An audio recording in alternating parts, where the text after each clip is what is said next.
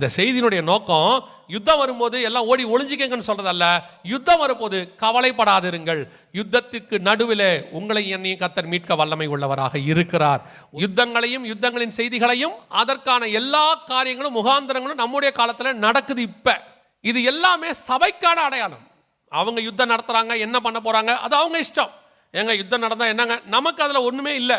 யுத்தத்தை குறித்து உலகம் தான் பயப்படணும், சபை பயப்பட வேண்டிய அவசியம் கிடையாது.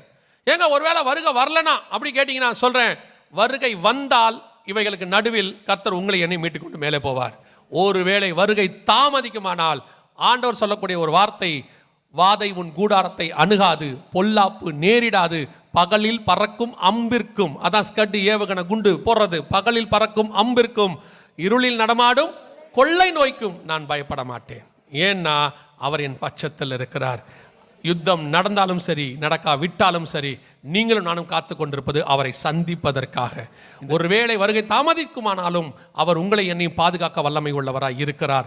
நம்முடைய தேவன் நமக்கு கொடுக்கிற ஆசீர்வாதம் வாக்கு தத்தம், சங்காரத்தூதன் வந்தாலும் சரி சங்காரத்தூதன் வராவிட்டாலும் சரி ஆட்டுக்குட்டியின் ரத்தம் நம் வீட்டின் மேல் பூசப்பட்டிருக்கிறது. வாதை உன் கூடாரத்தை அணுகாது. அல்லேலூயா. அப்ப இயேசுவின் வருகை மிக சமீபம். அவ்வளவுதான், இவ்வளவுதான் விஷயமே. கர்த்தருக்கு சித்தமானால் நம்முடைய தலைமுறை, நம் கண்கள் அவருடைய வருகையை பார்ப்பதற்கு நிறைய வாய்ப்பு இருக்கு.